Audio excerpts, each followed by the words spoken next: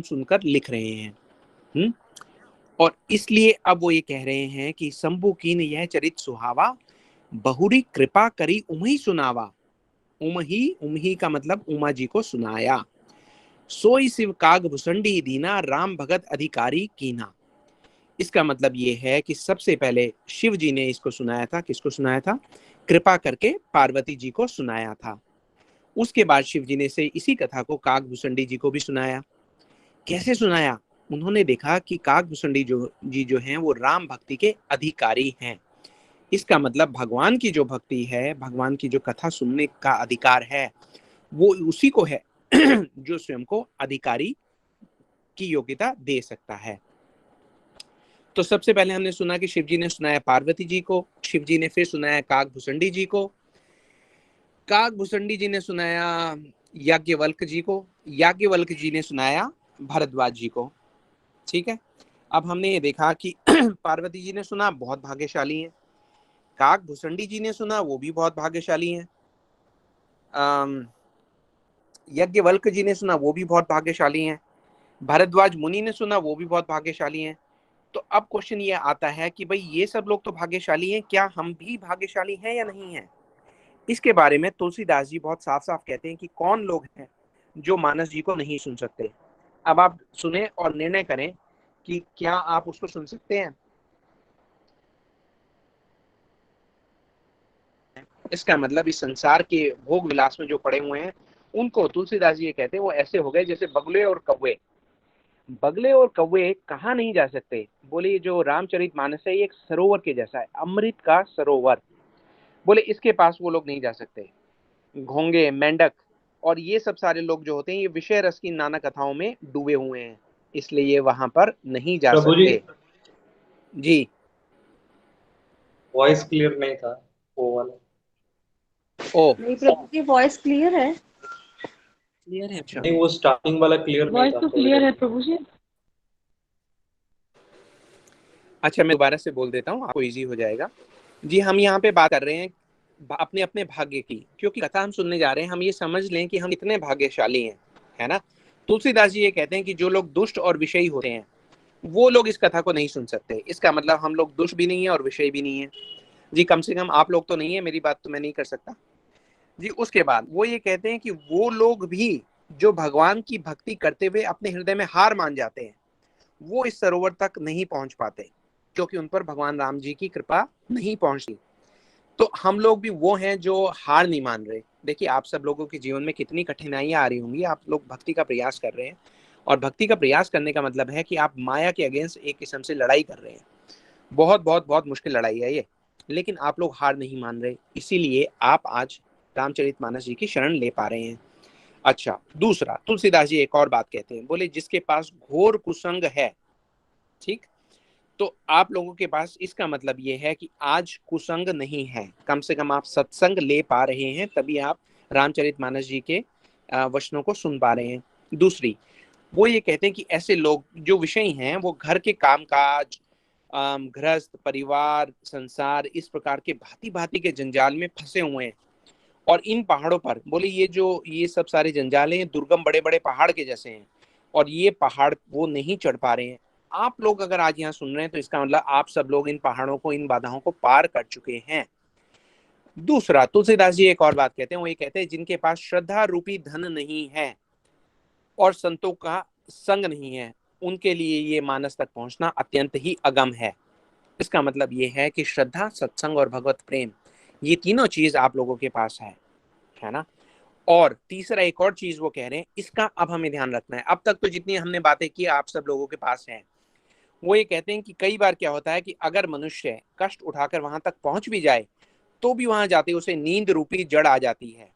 इसका मतलब कथा सुनते सुनते व्यक्ति जो है वो सो जाता है। एक चीज तो ये कि ध्यान से पढ़ना है, और दूसरा, कई बार वो क्या होता है, वो ये कहते हैं फिरी आवती समेत अभिमाना।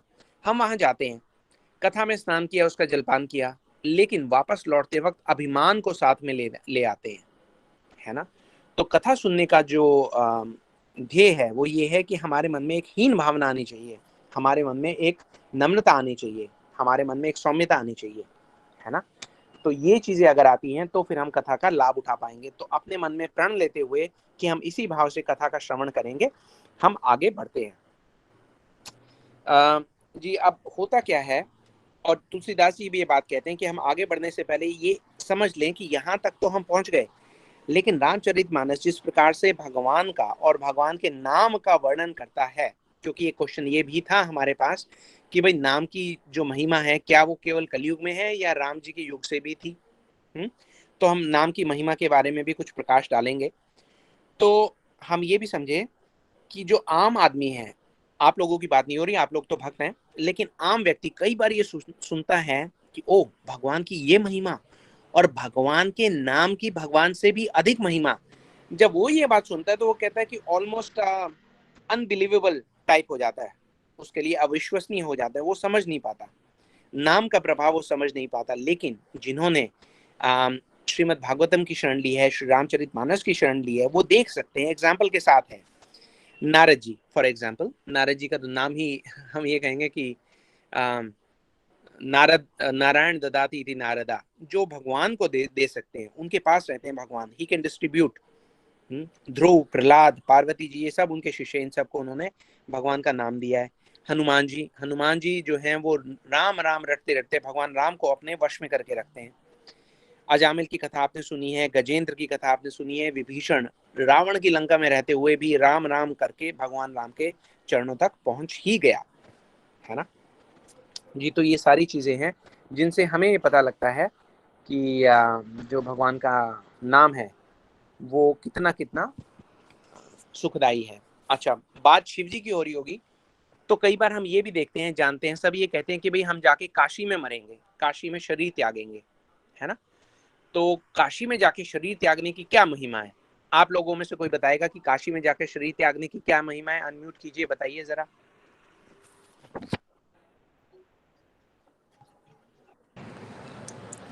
शिव जी राम नाम कान में सुना के मुक्त कर देते हैं जो भी वहां पे प्राणों को त्यागता है।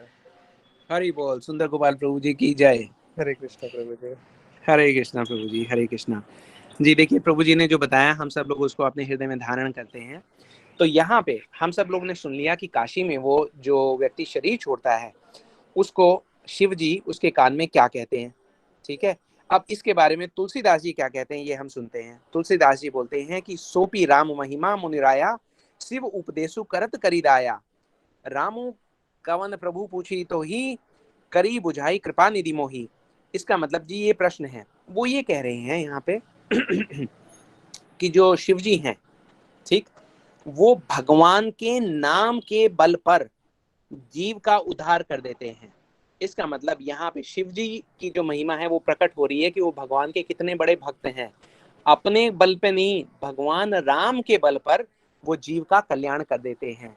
अब यहाँ पे ये समझने वाली बात है कि जब शिव जी ये कहते हैं कि भाई उनको मुक्ति दे देते हैं, तो मुक्ति क्या है? मुक्ति का मतलब ये है कि भक्ति मार्ग पर प्रगति ही सबसे बड़ी मुक्ति है। हमें ये समझना चाहिए कि इससे बड़ी कोई मुक्ति नहीं हो सकती। कई बार लोग अलग अलग मुक्ति के चक्कर में पड़ते हैं, हम लोग उसको पिछली क्लासेस में डिस्कस कर चुके हैं। लेकिन एक भक्त जो मुक्ति मानता है उसका मतलब ये है कि भक्ति मार्ग पर प्रगति, यही हमारी मुक्ति है, ठीक है जी। अच्छा, अब हम बात कर रहे थे मानस जी की। तो मानस जी में तुलसीदास जी यहाँ पे बताते हैं कि वो क्या सुना रहे हैं हमें। तुलसीदास जी ये कहते हैं कि ये कथा शिव जी ने पार्वती जी को सुनाई, शिव जी ने काकभूषणी जी को भी सुनाई, काकभूषणी जी ने याज्ञवल्क मुनि को भी सुनाई, लेकिन जो मैं सुना रहा हूँ वो याज्ञवल्क जी ने भरद्वाज मुनि को सुनाया था।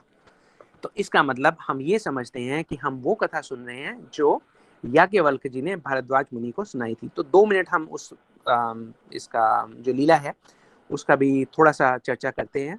उनके चरणों में हम अपना शीश नवाते हैं, उनसे आशीर्वाद लेते हैं ताकि हम उनके द्वारा जो कहे हुए वचन है उनका पालन कर सकें। तो हम सब लोग जानते हैं कि भरद्वाज मुनि जो हैं वो प्रयाग में रहते हैं। पीछे एक कथा हुई थी, उसमें हमने देखा कि प्रयाग में किस प्रकार से भरद्वाज मुनि ने जब भगवान श्री राम, लक्ष्मण और सीता जी वनवास के लिए चले तो प्रयाग में रुके थे, और प्रयाग में रुक के जब वो आगे चले गए तो उनके पीछे पीछे हमने देखा कि भगवान के जाने के बाद भरद्वाज मुनि ने एक भक्त को भी अटेंड किया, एक भक्त की भी सेवा की थी।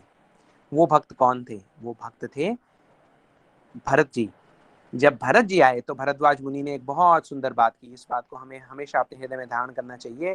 भरद्वाज मुनि ये कहते हैं कि मैं तो ये समझता था कि मेरी तपस्या का फल है भगवान के दर्शन। भगवान के दर्शन तो मैंने कर लिए, लेकिन आज मुझे पता चला कि भगवान के दर्शनों का फल है भक्त के दर्शन, है ना जी। तो ये उस प्रयाग में बैठकर भारद्वाज मुनि कह रहे हैं, जिस प्रयाग में इस संसार के लोग ये सोच के जाते हैं कि मात्र स्नान कर कर ही वो मोक्ष को प्राप्त कर लेंगे, लेकिन वहां पर चिरकाल से रहने वाले, हमेशा निरंतर रहने वाले भरद्वाज मुनि क्या कह रहे हैं?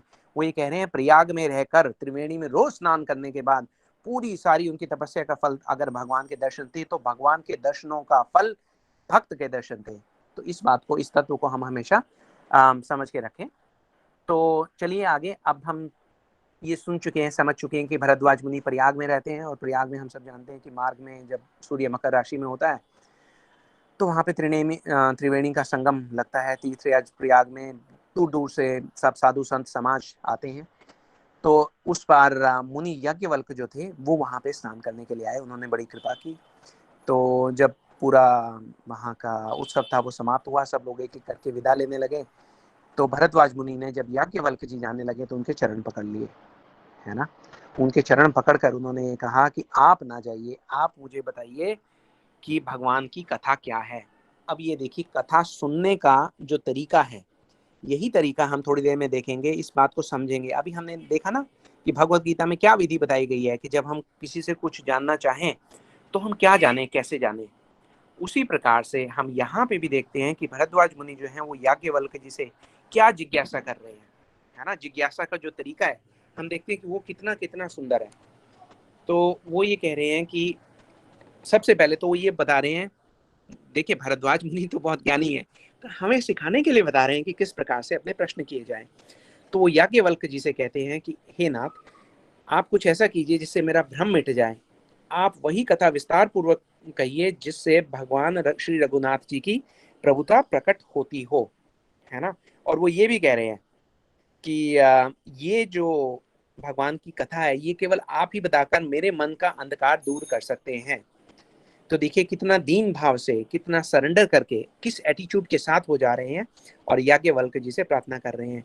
इस प्रकार से जब इनके वचनों से याज्ञवल्क्य जी के हृदय को प्रसन्नता होती है तो वो एकदम प्रेम से भर के वो ये कहते हैं, भरद्वाज मुनि को स्वयं कहते हैं, वो ये कहते हैं मैं आपको क्या कहूँ, आप तो मन वचन और कर्म से भगवान श्री राम जी के अनन्य भक्त हैं, है ना। लेकिन आप इतने चतुर हैं कि आप उनकी जो कथा है उसको गूढ़ एक तरीके से जानना चाहते हैं। तो आपके इस निर्देश पे मैं राम जी की सुंदर कथा कहता हूँ। तो राम जी की कथा है वो बिल्कुल एकदम काल को भी दूर कर देने वाली है, चंद्रमा की किरण के समान है ना। और चंद्रमा की किरण का पान कौन करता है? चकोर, ठीक है। तो इस प्रकार जब उन्होंने ये कहा कि मैं आपसे प्रश्न कर रहा हूं, तो हमें याद आता है कि ऐसा ही कुछ पार्वती जी ने भी कहा था शिव जी से। कब कहा था? अब हम यहाँ पर थोड़ी सी सती जी की कथा करते हैं। छोटी कथा करेंगे क्योंकि आप इस कथा से भली भांति परिचित हैं, पहले भी कई बार हो चुकी है। कि एक बार की बात है, शिव जी और सती जी कैलाश से उतरकर दक्षिण भारत जाते हैं अगस्त्य मुनि के आश्रम में। वहाँ उनके आश्रम में जाते हैं तो शिव जी को देखकर, सती जी को संग पाकर जो अगस्त्य जी हैं वो बहुत प्रसन्न होते हैं, अपने भाग्य का उदय जानते हैं, उनका स्वागत करते हैं, उनको चरण पखारते हैं, उनको दंड प्रणाम करते हैं, हर प्रकार से उनकी महिमा का गायन करते हैं, उनको बैठने के लिए आसन देते हैं और फिर उनसे पूछते हैं कि मैं आपकी किस प्रकार से सेवा करूं। तो वहां पे शिव जी ये कहते हैं, अगस्त्य मुनि से कहते हैं कि मैं आपसे राम जी की कथा सुनने आया हूँ। तो जब वो ये कहते हैं कि मैं राम जी की कथा सुनने आया हूँ, तो अगस्त्य जी का जो गला है रुंध जाता है ना, बोलते बोलते जैसे हम लोगों के साथ हो जाता है। वो ये कहते हैं कि मैं आपको कैसे सुना सकता हूँ, आप हैं कथा के जो निरंतर प्रवाह जिनके मुख से निकलता है। तो शिव जी कहते हैं नहीं नहीं, मैं आपके मुख से सुनना चाहता हूँ। तो अगस्त्य मुनि शिव जी का आदेश जो है उसको अपना अपने मस्तक पर धारण करते हैं, भगवान की बहुत सुंदर कथा कहते हैं। अब वो कथा कह रहे हैं और शिव जी जो है वो कथा में बिल्कुल खो गए हैं एकदम। तो अब जो सती जी हैं, जब शिव जी आए और जिस प्रकार से अगस्त्य मुनि ने उनका स्वागत किया, उसको देखकर सती जी को थोड़ा संदेह हो गया, संशय हो गया। आप लोग याद रखिएगा, संशय, संशय हो गया। तो जब उनको संशय हो गया तो वहां से उनको जिज्ञासा नहीं हुई, संशय हुआ। अब जिज्ञासा और संशय का आज की कथा में क्या महत्व है, आप थोड़ी देर में इस बात को सुनेंगे और समझेंगे भी। तब तक आप याद रखिएगा संशय। तो संशय हुआ तो उनको ये लगा कि अरे ये तो स्वयं शिव जी का इतना आदर कर रहे हैं, उनके आगे तो दंडवत प्रणाम कर रहे हैं, उनके चरण पखार रहे हैं, उसका पान कर रहे हैं, तो शिव जी इनसे क्यों कथा सुन रहे हैं, है ना। तो उनके मन में थोड़ा सा एक भेद आ गया, एक वैष्णव के प्रति, एक भगवान के सेवक के प्रति थोड़ा सा अपराध बोध आ गया। जहाँ पे ये बात आ गई, जहाँ पे संशय आ गया, तो वहां पे वो कथा में उनका ध्यान नहीं लगा। शिव जी ने पूरी कथा सुनी, ध्यान से सुनी, रस में डूब के सुनी, है ना। और सती जी उसका लाभ नहीं उठा पाई, वो नहीं समझ पाई कि इस कथा की क्या महिमा है। जब वो इस कथा की महिमा को नहीं सुन पाई तो वहां उनसे एक अपराध हो गया, अपराध का बीज डल गया। अब उसके बाद क्या हुआ, शिव जी ने पूरी कथा सुनी, उसके बाद उन्होंने अगस्त्य मुनि का आभार प्रकट किया। अगस्त्य मुनि तो देखिए शिव जी के बहुत बहुत बड़े भक्त हैं ही। तो अगस्त्य मुनि जी ने उनको कहा कि प्रभु आप यहाँ पे आए, मेरे पे कृपा हुई। तो शिव जी ये कहते हैं कि नहीं, कृपा तो आपने की है हमें कथा सुनाकर, अब आप ये बताइए कि कथा की दक्षिणा क्या दी जाए। और वहां पे अगस्त्य मुनि कहते हैं कि कथा की दक्षिणा तो फिर से कथा है, अब आप मुझे कथा सुनाइए। तो आप सब लोग जानते हैं, हमने डिस्कस में पहले भी डिटेल में बात की हुई है। तो शिव जी बड़े अच्छे प्रकार से नवविधा भक्ति का वहाँ पे वो पूरा उनको वर्णन करते हैं। अगस्त्य मुनि इस बार बैठ के शिव जी के मुख से सुनते हैं और दोनों लोग जो है कथा के माध्यम से भगवान के भक्ति रस में डूब जाते हैं। ये इधर हो रहा है, लेकिन सती जी के मन में जो संशय है वो बहुत गहरा गहरा गहरा होता जा रहा है।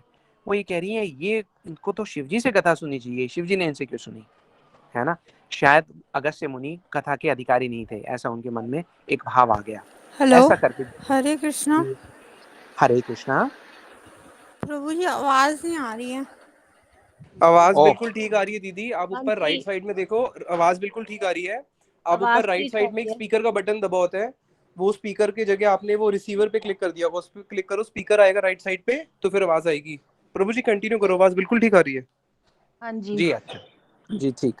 दीदी अगर ना आए तो फिर आप बताइएगा, हमसे हेल्पलाइन ले लीजिएगा, है ना। जी अच्छा, सॉरी हम कहाँ पे थे। जी कथा हो गई। शिव जी ने अगस्त्य मुनि जी से बहुत आभार प्रकट किया। उन्होंने कहा इतनी सुंदर आपने कथा की है, कथा की कुछ दक्षिणा होनी चाहिए। तो अगस्त्य मुनि ये कहते हैं कि भाई कथा की दक्षिणा तो वापस कथा ही है, अब आप मुझे कथा सुनाइए। तो शिव जी वहाँ पे बहुत सुंदर कथा का पान कराते हैं। ये सब सारा होता है। सती जी के मन में जैसा हमने सुना कि संशय आ गया है। तो देखिए संशय का जो बीज है वो कितना बड़ा अपराध रूपी वृक्ष धारण कर सकता है, ये सिखाने के लिए सती जी ने ये लीला की है। सती जी तो देखिए शिव जी की वो हैं शक्ति हैं, उनमें कोई दोष संभव नहीं है, लेकिन हम इस भाव के साथ सुने कि हमें सिखाने के लिए क्या लीला हो रही है। सती जी वहां से सुनकर बाहर निकलती हैं तो अब शिव जी को पता है कि भाई ये वही समय है जहाँ पे उनके प्रभु श्री राम अपनी लीला के लिए इस धराधाम पर आए हुए हैं। तो अब वो लीला चल रही है कि सीता जी का जो हरण हो चुका है वो लंका जी में है, और यहाँ पे राम जी सीता जी को जगह जगह ढूंढ रहे हैं, इधर उधर ढूंढ रहे हैं, पेड़ से, पत्ते से, जंगल के जो हिरन हैं, जो पंछी हैं, पक्षी से पूछ रहे हैं कि तुमने मेरी सीता को देखा। कितना प्रगाढ़ उनका प्रेम है, वो छलक छलक कर ऊपर जो है उसका प्रवाह संभाला नहीं जा रहा। तो ये लीला उस वक्त चल रही है। अब शिव जी की बहुत इच्छा होती है कि किसी प्रकार से भगवान की इस लीला के दर्शन हो जाएं, लेकिन वो इस बात से भी थोड़ा सा उनको हेजिटेशन है, हिचक है। वो ये कहते हैं कि अगर मैंने उनके दर्शन करने के लिए गया तो उनकी लीला जो है वो प्रकट हो जाएगी, और यहाँ पे जो मेरे प्रभु हैं वो नरवत लीला कर रहे हैं, इसलिए मैं वहां नहीं जाऊंगा। तो ये सोच के उनके मन में क्षोभ भी है, दुख भी है कि मैं भगवान के दर्शन नहीं कर पा रहा। इन सब भावों के बीच में उनका ध्यान जाता है सती जी की ओर, जिनके मुख पर ही पूरा संशय का प्रश्न चिन्ह लगा हुआ है। तो वो सती जी से पूछती हैं कि हे देवी क्या बात है, आप किसी बात से रुष्ट हैं। तो जब ये सब उनसे पूछते हैं तो सती जी ऐसा कहती हैं कि भाई नहीं नहीं सब ठीक है, लेकिन संशय जो है वो दिख गया है। शिव जी कहते हैं कि देखिए मैं आपका पति हूँ, आपको मेरे से कोई बात छुपानी नहीं चाहिए, आप मुझे खुल के बताएं क्या बात है। तो उनका जो संशय है वो थोड़ा सा प्रकट होता है। शिव जी उनको बताते हैं कि ये प्रभु ही हैं, ये नरवत लीला कर रहे हैं। यहाँ पे जो संशय है सती जी का, आप ध्यान रखिएगा कि जो संशय है वो ये है, बहुत सारे इस संसार के लोगों का यही संशय है। वो ये कहते हैं कि अगर भगवान भगवान है तो एक नर की भांति उन्होंने जन्म क्यों लिया, नरवत लीला क्यों की? क्योंकि उनको लीला का जो तत्व है वही नहीं प्रकट है, वही उनको वो समझ नहीं पा रहे, है ना। इस वजह से वो विभिन्न विभिन्न प्रकार के अपराध करते हैं। तो उन अपराधों से हमें बचाने के लिए सती जी यहाँ पे एक लीला कर रही हैं, जिसमें वो एक पार्ट प्ले करते हुए हमें बताती हैं। वो यही प्रश्न करती हैं कि ये कैसे माना जाए कि भाई ये जो है यही भगवान है। शिव जी तो भगवान के प्रेम के रस में पूरा सराबोर है। वो ये कहते हैं कि यही भगवान है, यही भगवान है, यही भगवान है। अगर आपको संशय है तो आप जाके परीक्षा ले लीजिए। सती जी के मन में परीक्षा लेने का एक भाव आता है, लेकिन फिर वो सोचती है परीक्षा लूं कि ना लूं। खैर, वो परीक्षा लेने के लिए आगे चली जाती हैं। उसके बाद की कथा हम शॉर्ट में कवर करते हैं, क्योंकि मुझे स्वयं से भी डर लगता है लंबा ना खींच जाए। तो वो आगे जाती हैं। भगवान राम जो है वो वहाँ पे उनको देखती हैं। बहुत उनका जो विरह का भाव है, बिल्कुल किसी भी व्यक्ति को, किसी भी जीव को द्रवित कर देने वाला है। तो उनको देख के सती जी को बड़ा अचरज होता है। शक्ति से सीता जी का रूप लेती हैं। सीता जी का रूप लेके वो वहीं पे विचरण करने लगती हैं। यहाँ पे राम जी हैं, राम जी के आगे जाती हैं। तो राम जी के आगे जाती हैं तो राम जी दूसरी तरफ देख के दूसरी तरफ निकल जाते हैं। वो बार बार प्रयास करती है राम जी के पास आने का। फिर अंत में राम जी उनको देख के हाथ जोड़ के उनको बोलते हैं, हे सती जी आप यहाँ पे कैसे, और भगवान श्री भोले शंकर कहाँ हैं? जब ये बात सुनती है तो सती जी तो मानो पानी पानी हो जाती हैं। उनको बड़ा बड़ा क्षोभ होता है। वही कहती है ये मेरे से कितना बड़ा अपराध हो गया, कितना बड़ा अपराध हो गया। तो वहीं पे भगवान राम को नमन करती हैं, सर झुकाती हैं।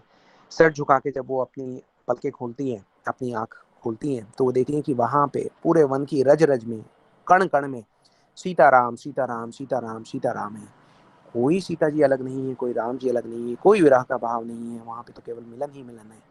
जब वो ऐसे ऐसे उनकी पलकें उड़ती चली जाती है तो देखती हैं वो रज की कण के पास पत्ता देखती हैं, तो देखते हैं पत्ते में सीताराम सीताराम, चारों तरफ पत्ते बिखरे हुए हैं सीताराम। वृक्ष के तनों में देखती हैं तो सीताराम, ऊपर जाती हैं तो शाखाओं में, फल में, फूल में, सब जगह सीताराम सीताराम। ऊपर उठा के देखती हैं तो मान लीजिए वहां पे कोई हवा ही नहीं है, केवल सीताराम सीताराम, चारों तरफ ही सीताराम है। तो वो समझ जाती हैं कि ये तो लीला है, सीताराम तो कभी अलग है ही नहीं। तो अब वो दोबारा से भगवान को नमन करती हैं, अपनी आंखें मूंदती हैं, और इस बार जब वो खोलती हैं तो फिर से वही लीला चल रही है। भगवान राम फिर कह रहे हैं, हे सीते हे सीते हे सीते। आप सती जी को लगता है कि उनसे बहुत भयंकर अपराध हो गया। तो बड़े भारी मन के साथ वो वापस जाती हैं शिव जी के पास। जब वो वहां वापस पहुंचती हैं तो शिव जी पूछते हैं, जी परीक्षा ली? तो वो शिव जी से भी सही सही पूर्ण सत्य नहीं कहती। इस बात से उनसे अपराध हो जाता है। शिव जी अपनी शक्ति से जान लेते हैं कि यहाँ पे क्या हुआ है। जब उनको ये पता लग जाता है कि क्या हुआ है तो उनको बड़ा दुख आता है। दुख आने के साथ साथ वो एक प्रण भी लेते हैं। शिव जी ये कहते हैं, अपने मन में प्रण ले लेते हैं कि भाई इन्होंने क्योंकि सीता जी का रूप ले लिया था, और सीता जी को मैं अपनी माता स्वरूप मानता हूँ, है ना। प्रभु मेरे प्रभु हैं और सीता जी मेरे लिए माता समान है। तो मैं अब इनको अपनी अर्धांगिनी नहीं मान सकता। अब मैं इनको अपने जो साथ में स्थान नहीं दे सकता, है ना। तो वो ये कहते हैं कि अब मैं इनको अपनी पत्नी के रूप में स्वीकार नहीं कर सकता, मैं इनको माता के रूप में ही स्वीकार करूंगा। जहाँ मैं बैठता हूँ वहाँ मैं अपने आगे अपने से ऊंचा आसन देकर वहां पे सती जी को बैठने का की प्रार्थना करूंगा। जब ऐसा प्रण शिव जी के मन में आता है तो उसी क्षण स्वर्ग से, ऊपर आकाश से देवता जो है वो पुष्प वर्षा करते हैं और साधुवाद करते हैं। शिव जी के इस जो प्रण का है वो अभिनंदन करते हैं और उसको उसको महिमा मंडित करते हैं। जब ये सब होता है तो सती जी सोचती हैं कि क्या हुआ क्या हुआ, लेकिन अब शिव जी कुछ नहीं कह रहे, अब वो मौन हो गए हैं। तो जिस दिन शिव जी ने प्रण लिया, उस दिन जिस दिन उन्होंने मौन लिया, वो एक मौनी एकादशी का दिन था। और मैं स्वयं को रोक नहीं पा रहा हूँ ये बताने के लिए कि वही वो शुभ तिथि थी जिस तिथि को हमारे जो गुरुजी हैं इस संसार में अवतरित हुए थे। तो ऐसा भी कहा जाता है कि जिस दिन शिव जी ने मौन ले लिया, क्योंकि शिव जी कौन है? शिव जी जो है वो भगवान की जो कथा का जो रस है उसकी अविरल प्रवाह की धारा का स्रोत है। तो उन्होंने जब मौन धारण कर लिया तो उसी कथा प्रवाह को आगे बढ़ाने के लिए हमारे गुरु जी ने इस धराधाम पर प्रकट हुए थे। तो जी चलिए, ये हो गया। सती जी चली गई वापस। वहां जाकर उनको पता लगा कि शिव जी ने उनके लिए अलग से आसन बना दिया है। बहुत वर्ष, हजारों वर्ष बीत गए। उसके बाद एक दिन देखा तो सब देवी देवता जो थे वो अपने अपने सवारियों पर सवार होकर कहीं जा रहे थे, सज धज के उत्सव में कहीं जा रहे थे। तो सती जी ने जब जिज्ञासा की तो उनको पता लगा कि उनके जो पिता हैं उनके घर पे एक बहुत बड़े यज्ञ का आयोजन किया गया है। तो उन्होंने भी इच्छा जाहिर की कि हमें भी जाना चाहिए। शिव जी ने तब उनको मना किया, उन्होंने कहा नहीं जाना चाहिए।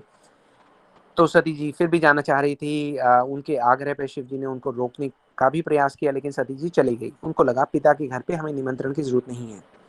तो जब वो वहां पे गई तो उन्होंने देखा कि शिव जी का वहां पे स्थान नहीं था, यज्ञ का भाग उनके लिए रखा नहीं गया था। तो उन्होंने कहा कि ऐसा भगवान का यज्ञ जिसमें शिव जी का स्थान नहीं है, शिव जी का भाग नहीं है, वहां पे कोई यज्ञ संपूर्ण नहीं हो सकता। उन्होंने क्रोधवश, और उनके हृदय में क्षुब्धता इतनी ज्यादा थी कि उन्होंने वहां अग्नि में अपनी उस शरीर को समर्पित कर दिया। जब वो सब सारी लीला हो गई उसके बाद जो सती जी थी वो फिर नया शरीर लेके आई। इस सारी लीला का जो एक ऑब्जेक्टिव था वो ये था कि वो शरीर जो शिव जी की सेवा में नहीं लग सकता था, शिव जी उनके गुरु भी हैं और पति भी हैं, जो उनकी सेवा में नहीं लग सकता उसको रखने का कोई अधिकार नहीं होता। तो सती जी ने यही तत्व को प्रकट करने के लिए वहां पे अग्नि में प्रवेश लिया। फिर उसके बाद वो आई अगली बार, तो इस बार वो आती हैं हिमाचल की पुत्री बनकर, शैलपुत्री बनकर, पार्वती जी बनकर आती है ना। अब हम आते हैं, जो हमारे पास क्वेश्चन आए हुए थे पिछले 2 दिन से, लोग ये कह रहे हैं कि नवरात्रे हैं तो नवरात्रे मनाएं या रामनवमी मनाएं। तो देखिए ये जो प्रश्न है कि माता रानी के नवरात्रे या राम जी की भक्ति, सबसे पहला मैंने उनको भी बताया था, आज क्लास के माध्यम से आप सब लोगों के साथ डिस्कस करने का हमें एक अवसर मिल रहा है। तो अगर आप खोलेंगे देखेंगे तो देखिए प्रथम नवरात्रा जो आप मनाते हैं वो शैलपुत्री का, ठीक, जगदम्बा पार्वती जी का जन्म दिवस होता है प्रथम नवरात्रा।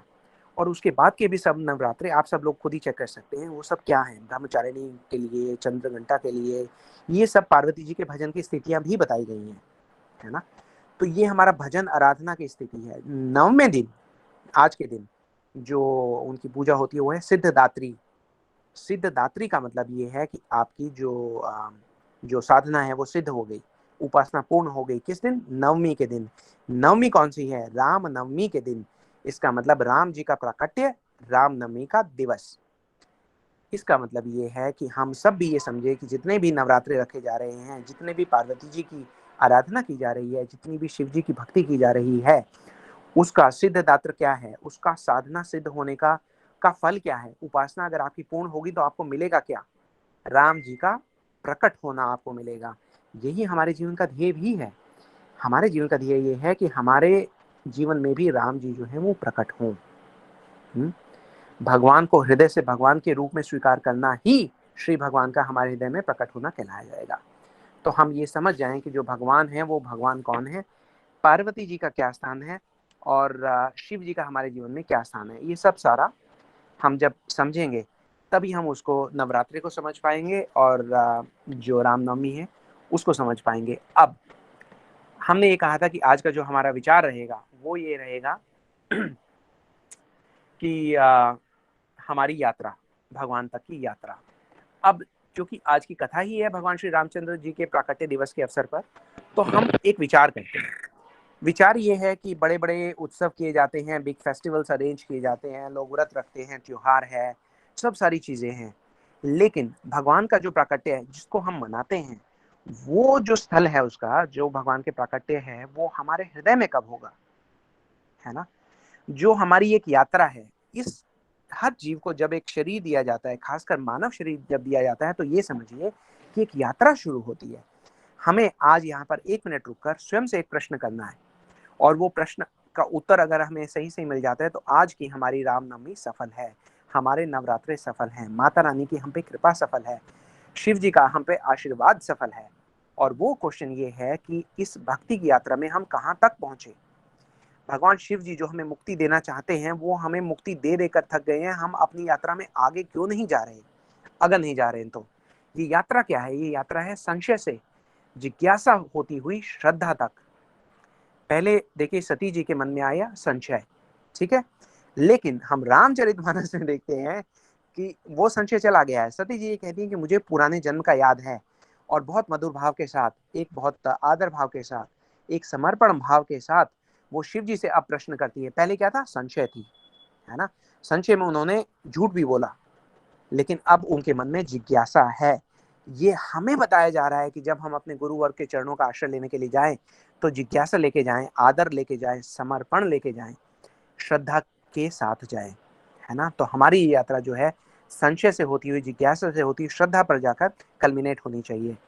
क्योंकि जब श्रद्धा जाएगी, देखिए शिव और पार्वती जी को बहुत स्थान पर हम देखते हैं कि रसिक जो संत हैं वो अपने अपनी टीका में ही कहते हैं कि श्रद्धा और विश्वास के प्रतीक है ना। शिव जी जो भी कहते हैं वो विश्वास के साथ कहते हैं, और पार्वती जी जो भी पूछती हैं वो श्रद्धा के साथ पूछती हैं। तो आज हम ये समझने का थोड़ा प्रयास कर रहे हैं, थोड़ा सा चिंतन कर रहे हैं कि भगवान को कब हम अपने हृदय में बैठा पाएंगे, भगवान के मधुर चरित्र के सरोवर में आश्रय हम कब प्राप्त करेंगे, रामचरितमानस का आश्रय कब प्राप्त करेंगे। तुलसीदास जी क्या कहते हैं, शिव जी क्या कहते हैं, पार्वती जी, भारद्वाज, याज्ञवल्क्य, काकभूषणी जी क्या कहते हैं जी। ये जीपीएस की तरह है। जिस प्रकार से व्यक्ति अपने जीवन के अलग अलग, मान लीजिए हमें कहीं यात्रा करनी हो, अभी हम मायापुर धाम में हैं, यहाँ से हमें कहीं जाना था, तो हमने 4 बार रुक के 5 लोगों से अलग अलग पूछा, उन्होंने अलग अलग मोड़ पे हमें जो है मार्गदर्शन हमें दिया। तो हम भी मार्गदर्शन लेते हैं शिव जी से, पार्वती जी से, भारद्वाज मुनि से, मुनि याज्ञवल्क्य से, काकभूषणी जी से, कि हमें संशय से जिज्ञासा होते हुए श्रद्धा की यात्रा तक हमें वो लेके जाएं। और वहां पे जब होगा तो हमारा जो जिसकी हम शरण ले पाएंगे वो है विश्वास मतलब शिव जी। इसके साथ ही बहुत बार चीज़ों में देखिए, अब हम डिस्कस कर ही लेते हैं, क्योंकि 3-4 दिनों से मेरे पास कई मैसेजेस आ चुके।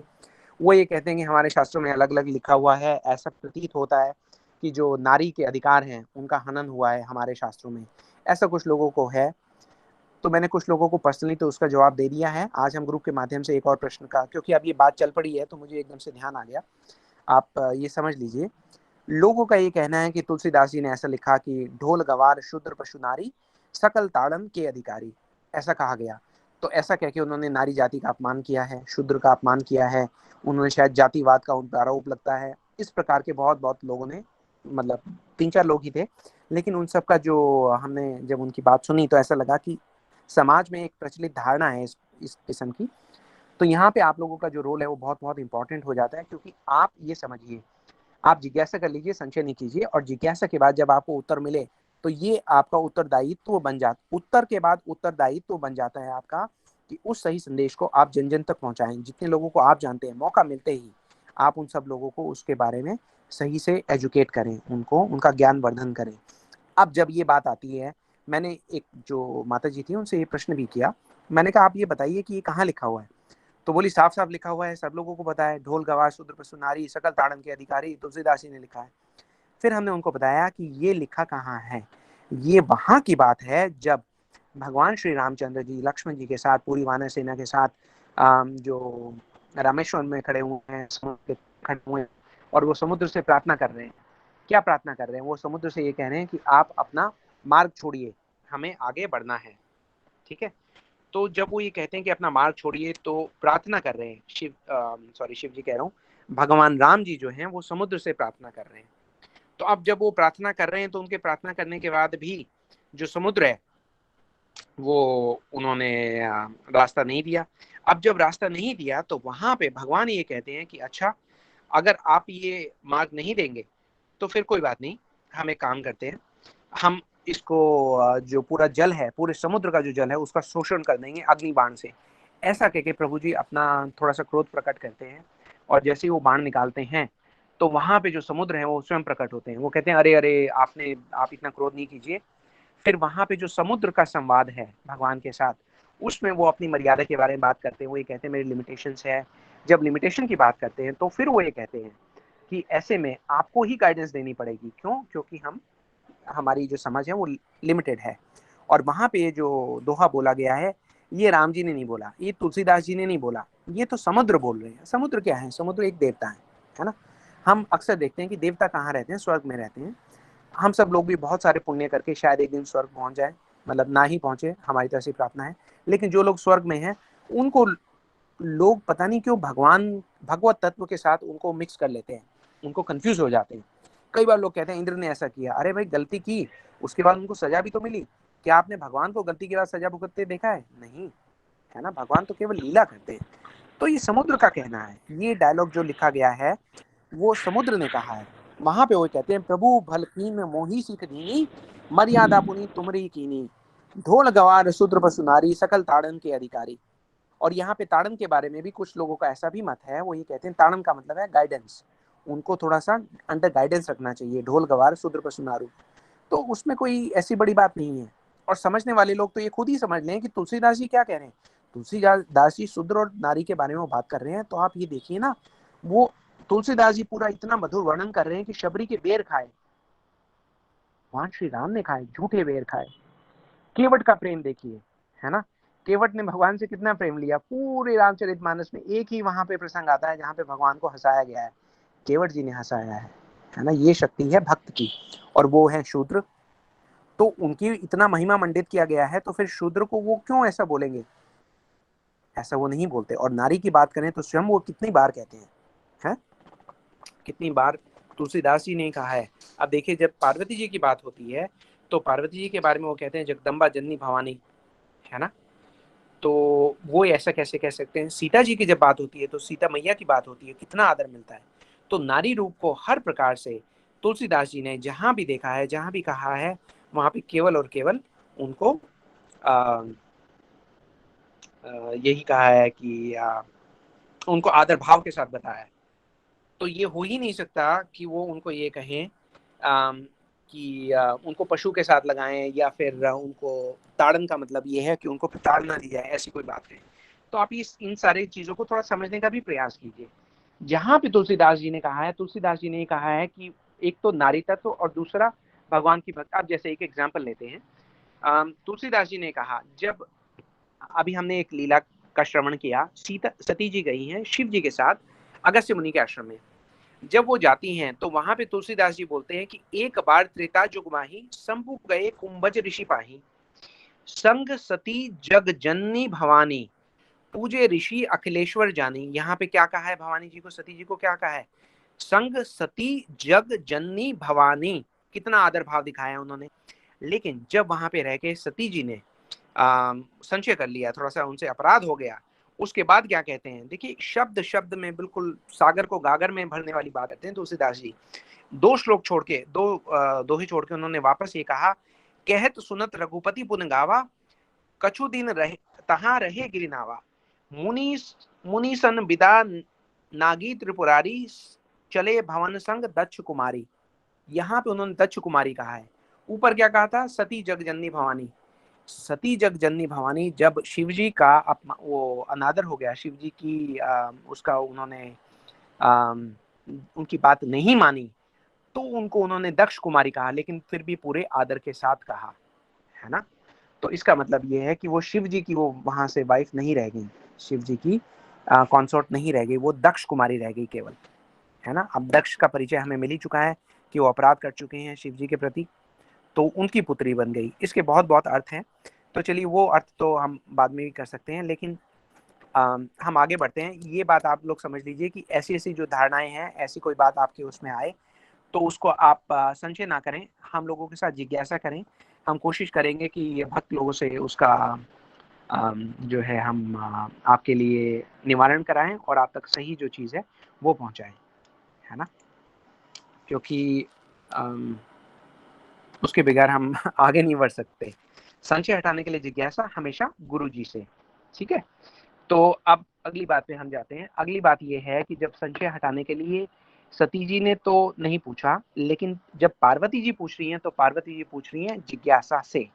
जिज्ञासा करते हुए वो पूछती हैं कि ये जो भगवान हैं, निर्गुण होते हुए भी सगुण कैसे हो जाते हैं? यहाँ पे एक प्रश्न है। अब ये प्रश्न भी उन सब लोगों के लिए है जो ये कहते हैं भगवान तो निर्गुण है ना। तो यहाँ पे ये कहा गया है कि निर्गुण जो है भगवान का एक रूप है, कि भाई वो इस संसार के माध्यम से निर्गुण है, संसारिक जो गुण है वो उनमें नहीं है, लेकिन भगवान सगुण है, सब गुणों की खान है, सब गुणों के स्वामी स्वयं भगवान है। तो वहां पे शिव जी बहुत सुंदर तरीके से उनका निवारण करते हैं। तो वहां पे यही वो प्रश्न है जो भरद्वाज मुनि ने याज्ञवल्क्य जी से भी पूछा था, पार्वती जी ने शिव जी से भी पूछा, और उन्होंने बहुत सुंदर तरीके से भगवत तत्व जो है वो प्रकट किया। इस पे हमें ध्यान देना चाहिए, इस तरीके से हमें समझना चाहिए कि कोई चीज समझे तो कैसे समझे। जिनके नवरात्रे के हम व्रत कर रहे हैं वो स्वयं जानना चाहती हैं, वो स्वयं भक्ति करना चाहती हैं, वो स्वयं अपने गुरु से ये प्रश्न कर रही हैं, स्वयं कर रही हैं, तो इसका मतलब हमें भी वो सीख दे रही हैं, है ना। हमें भी ऐसा ही करना चाहिए। और जहाँ तक शिव जी की बात आती है और रामलीला की बात आती है, तो ये समझिए कि रामलीला में पार्टिसिपेट करने के लिए शिव जी तो स्वयं हनुमान जी बन के आए हैं। और भक्त और भगवान की देखिए महिमा कैसी होती है कि जिस क्षण भगवान आते हैं वहीं से भक्त भी प्रकट हो जाते हैं। भगवान और भक्त अलग अलग हो ही नहीं सकते। छोटी सी लीला है। हम क्योंकि आज रामनवमी है इसलिए भगवान के जन्म का हमने थोड़ा सा तो वर्णन करना ही है, इसलिए हम इस लीला को उठाते हैं, उसकी शरण लेते हैं। आप सब लोग जानते हैं कि महाराज दशरथ जो है वो पुत्र प्राप्ति की इच्छा के लेकर जो गुरु वशिष्ठ है उनके पास जाते हैं। गुरु वशिष्ठ जो है वो ये कहते हैं कि आप पुत्र कामिष्टि यज्ञ कराइए। वो यज्ञ कौन कराएगा? श्रृंगी ऋषि को बुलाया जाता है जो कि उनकी पुत्री हैं शांता, उनके पति हैं। उनकी अलग से लीला हम कभी बोलेंगे। उनको बुलाया जाता है, वो पुत्र कामिष्टि यज्ञ कराते हैं। पूरे यज्ञ में से यज्ञ देवता जो है प्रकट होते हैं। उनके पास पायसम का पात्र है, खीर है, वो जो दिया जाता है उसको 3 भाग में डिवाइड किया जाता है और तीनों रानियों को दे दिया जाता है। अब जब तीनों रानियों को दे दिया जाता है तो हम सब जानते हैं। आप लोग अनम्यूट करके तीनों रानियों का नाम बताइए, मुझे भी पता लग जाएगा कि आप लोग सो तो नहीं गए हैं। हरे कृष्णा प्रभु जी, दंडवत प्रणाम। जी दंडवत प्रणाम। सुमित्रा, कैकय और कौशल्या। सुमित्रा। हरे कृष्ण प्रभु कौशल्या जी। जी, सुमित्रा जी, कैकेयी जी। कैकई, सुमित्रा और और ये कौशल्या। भी बताओ किसको कितना कितना शेयर मिला था खीर का, किस कैसे कैसे बटा था। देखते कौन बताएगा बच्चों में। सुमित्रा जी को 2 भाग मिले, बाकी सबको एक एक भाग मिला। क्या? हरे कृष्णा प्रभु जी। सुमित्रा माता को मिला हरे था। कृष्णा प्रभु जी। भाग मिला था। सुमित्रा माता को आधा मिला, हरे बाकी कृष्ण प्रभु जी। हरे कृष्णा। हरे कृष्णा। हरे कृष्णा तो सब बोल रहे हैं, उधर दो सीधा। अच्छा, मैं ये कह रहा था प्रभु जी, जैसे आपने बताया कि स्त्री को ताड़ना का अधिकारी बताया, एक ने नहीं उसमें क्वेश्चन हम लोगों ने पूछा, बाद में पूछना। अभी जो पूछा है उसका आंसर दो कि किसको कितना कितना मिला। प्रभु जी कैकेयी माता और उनको मिला था, कौशल्या जी को एक एक भाग मिला था, तो उन्होंने फिर अपने अपने भाग में से सुमित्रा जी को दे दिया था, तो इसलिए उनके 2 पुत्र हुए थे। नहीं, एग्जैक्टली किसको कितना मिला था वो बताना पड़ेगा ना, कितना परसेंट। 50-50% मिला था इनको। 50-50 फिर वो नहीं। कौशल्या जी और कैकेयी जी को 25-25 बराबर 50। मिला था और नहीं सुमित्रा जी को 2 गोल मिले थे। नहीं, नहीं, पहला आधा भाग मिला था। सबसे पहले कौशल्या जी उन्होंने को। आधा भाग दिया था कौशल्या जी को, तो उनको मिल गया 50%। जो बाकी का बचा, वो कैकेयी को मिला। नहीं, जो बाकी का 50% बचा उसका 25%, उसके 2 हिस्से करे उन्होंने।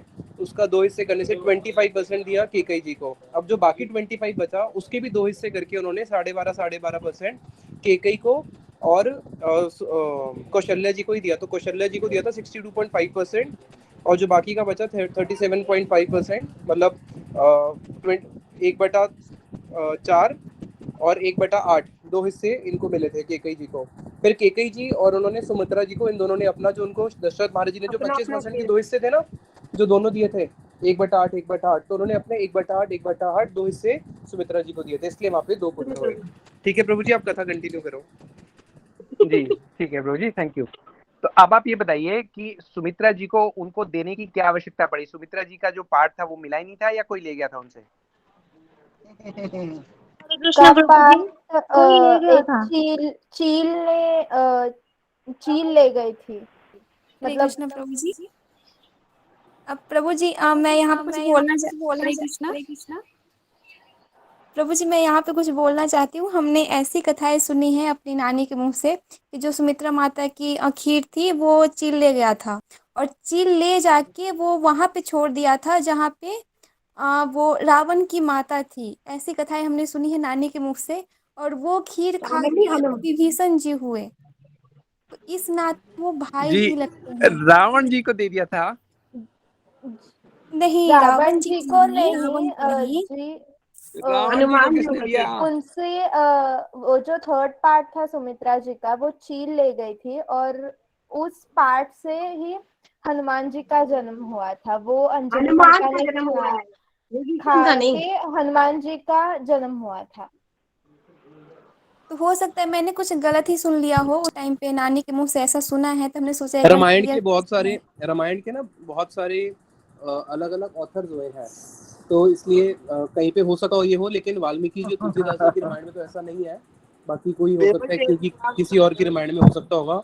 अभी इसी को ही कंटिन्यू करते हैं जो प्रभु जी बोल रहे थे ना रामचरितमानस को। हाँ जी ये ठीक, आप लोग म्यूट कर लीजिए एक बार।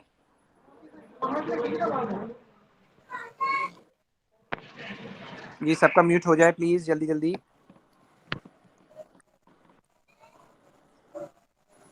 जी तो हम बात कर रहे थे शिव जी की।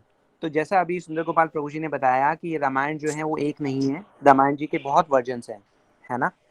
उसका कारण है तुलसीदास जी स्वयं कहते हैं कि राम जी की जो लीलाएं हैं वो बहुत बहुत हैं और रामायण जो है वो बहुत हैं। कई जगह तो ये कहा गया है करोड़ों से भी ज्यादा नंबर में रामायण है, क्योंकि भगवान की जो लीला है ना, हरि अनंत हरि कथा अनंता, उनका कोई अंत नहीं है। इसी प्रकार से क्योंकि हनुमान जी की जब हमने बात की तो एक रामायण में ऐसा भी वर्णन आता है कि वो जो भाग है वो चील ने ले जाकर माता अंजनी को दिया था, क्योंकि वो वहां पर जो माता अंजनी है और जो केसरी जी हैं वो वहां पर तपस्या कर रहे थे एक पुत्र की प्राप्ति के लिए जो भगवान का भक्त हो। तो यहाँ पर विभिन्न प्रकार के जो वर्जन्स हैं उनसे हमें यही सीख मिलती है कि इधर भगवान प्रकट होते हैं तो उधर दूसरी और उनके भक्त भी प्रकट होने में जरा भी समय नहीं लगाते, भगवान की भक्ति फौरन शुरू कर देते हैं। अब हम जब बात करते हैं पार्वती जी की और हनुमान जी की, हनुमान जी कौन है? शिव जी हैं, ठीक, ये सब लोगों को क्लियर है।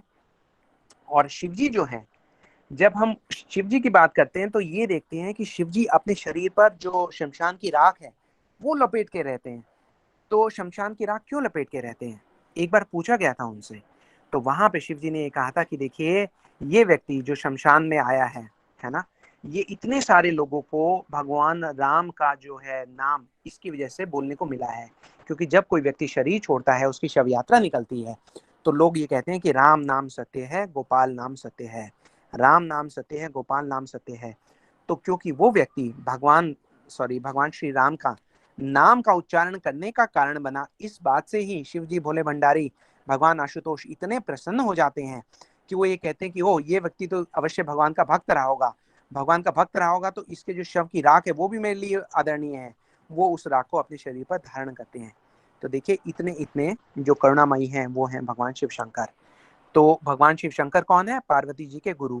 और पार्वती जी के लिए आप लोग क्या रखते हैं? नवरात्रों के फास्ट। तो हम आपको एक पिरो के दे रहे हैं एक सिरा, क्योंकि आप अब तक कड़ी को आधा समझे हैं। उस पूरी कड़ी को जब आप समझेंगे तो आप समझेंगे कि ये पूरी बड़ी जो भगवान की हायरार्की है, इसमें मिनिस्टर कौन है, इसमें प्राइम मिनिस्टर कौन है, इसमें चीफ मिनिस्टर कौन है और ये हेड प्रेसिडेंट कौन कौन है। क्योंकि जब तक हम ये नहीं समझेंगे तब तक हम यही कहेंगे कि वो सभी एक हैं, सभी बराबर हैं, सभी भगवान हैं, किसी का भी नाम ले लो।